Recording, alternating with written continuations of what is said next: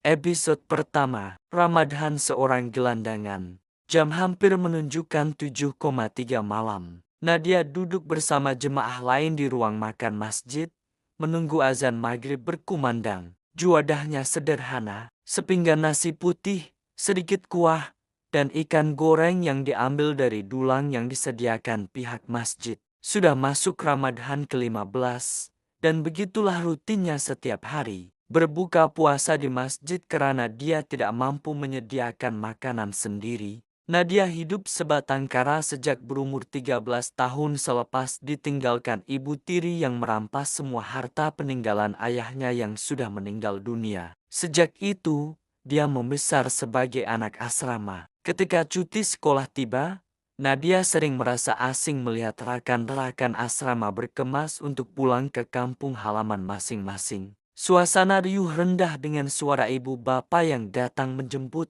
bau kuih-nguih dari kampung yang dibawa untuk dikongsi, dan wajah ceria rekan-rekan yang tidak sabar kembali ke pangkuan keluarga. Nadia hanya duduk di ujung katilnya, memeluk beg pakaian lusuh yang menjadi satu-satunya harta. Dia sadar yang dia tiada tempat untuk pulang dan tiada sesiapa yang akan menunggunya. Namun, ada kalanya seorang dua rakan sasrama yang rapat dengannya akan berkata, "Nadia, ikutlah aku balik kampung. Ma aku tak kisah.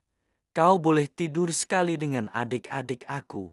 Pelawaan itu membuat Nadia terharu. Walaupun dia tahu dirinya bukan sebahagian daripada keluarga itu, dia tetap menerima dengan penuh syukur. Di kampung Rakan, dia merasa sekelumit suasana rumah. Duduk di dapur sambil membantu mengupas bawang, mendengar suara ayam berkokok di pagi hari, dan merasai nikmat makan bersama keluarga walaupun bukan keluarganya sendiri. Walaupun bukan rumah batu modern dan cantik seperti mana dia membesar, dia merasakan suasana rumah kampung itu lebih bahagia. Namun, tidak setiap cuti dia bernasib baik mendapat pelawaan. Ada masa dia terpaksa kembali ke rutin lamanya. Menjadi gelandangan yang menumpang mandi dan tidur di perpustakaan awam, surau kecil, atau stesen bas lama. Perbezaan itu membuatkan Nadia semakin menghargai setiap detik bersama keluarga orang lain, walaupun hanya sementara. Begitulah kehidupan Nadia sehinggalah dia tamat sekolah menengah. Tiada hala tuju, Nadia yang berumur 17 tahun ketika itu berkenalan dengan seorang cleaner lady bernama Sulastri yang sedang melakukan tugas pencucian di tandas sebuah perpustakaan awam. Sulastri memperkenalkan Nadia kepada ketuanya dan dari perkenalan itu Nadia diberikan peluang bekerja sambilan sebagai cleaner lady di sebuah pejabat swasta kecil di Kuala Lumpur. Nadia bersyukur karena kini dia sudah mempunyai sumber keuangan sendiri tanpa mengharapkan orang lain untuk sesuap nasi. Kerja membersihkan tandas, menyapu lantai, dan mengelap meja pejabat bukanlah mudah untuk Nadia pada mulanya, apatah lagi bila dilakukan selepas kelas kuliah. Namun, Nadia tahu itu satu-satunya cara untuk menampung hidup. Melihat rekan-rekan lain melanjutkan pelajaran ke peringkat lebih tinggi, Nadia juga tidak ketinggalan karena dia mau mengubah nasib hidupnya. Tidak malu bekerja sebagai cleaner lady sambilan, Nadia juga berjuang sebagai pelajar college community dengan beasiswa kecil. Dia memilih bidang pengajian perniagaan antara bangsa International Business Studies. Satu bidang yang menuntut banyak bacaan dalam bahasa Inggris, dari jurnal ekonomi hingga laporan pasaran global. Cabarannya besar. Nadia sering tidak cukup tidur karena bekerja malam, lalu bangun awal untuk menghadiri kuliah.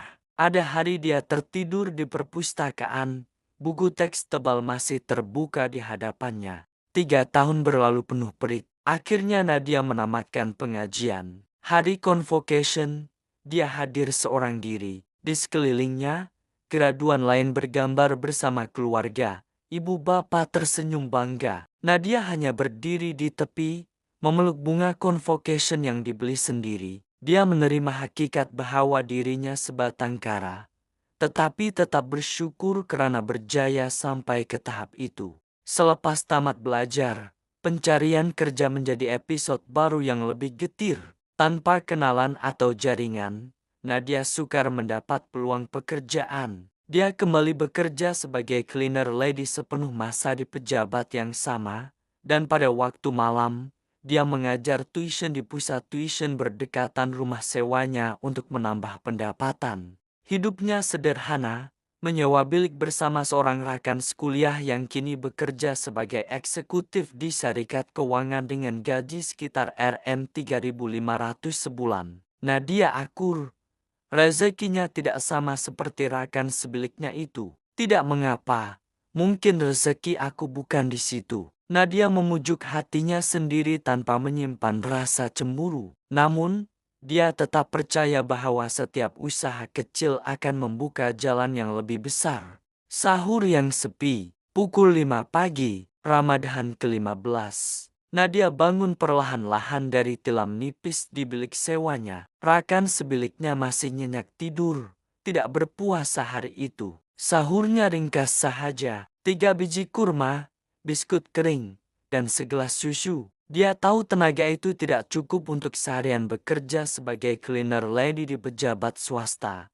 Tetapi itulah yang mampu dibelinya. Setiap kali Ramadhan tiba, memori lama datang menghantui. Nadia teringat kembali usianya 12 tahun ketika masih tinggal di rumah besar peninggalan ayah. Sahurnya waktu itu ditemani oleh Mak Sam, pembantu rumah pertengahan umur yang penyayang. Mak Sam selalu memastikan ada bubur nasi panas dan ikan masin di meja, sambil menegur lembut, "Makanlah, Nadia, jangan tinggal sahur, nanti tak larat puasa." Namun pagi itu berbeza. Ibu tirinya, seorang wanita garang yang sering memandang Nadia dengan benci, masuk ke dapur dengan wajah dingin. Suaranya tajam menusuk, "Nadia, mulai minggu depan kamu akan tinggal di asrama. Rumah ini akan dijual. Jangan harap kamu tinggal di sini lagi." Nadia terdiam, senduk bubur di tangannya terhenti. Dia coba mencari wajah Mak Sam, seolah-olah mengharap penjelasan. Mak Sam hanya mampu menunduk, matanya berkaca. Selepas ibu tiri berlalu, Mak Sam memeluk Nadia erat. "Mak Sam sayang kamu, tapi Mak Sam tak boleh buat apa-apa. Kamu kena kuat. Ya, ingat, Allah ada dengan orang yang sabar." Itulah kali terakhir Nadia bersahur di rumah yang pernah terasa seperti keluarga. Bapaknya sudah meninggal setahun sebelumnya, dan sejak itu ibu tiri sering menyalahkan Nadia atas kematian tersebut. Perpisahan dengan Mak Sam menjadi luka paling dalam. Karena selepas itu, Nadia benar-benar sebatang kara di asrama. Bersambung ke episode yang akan datang.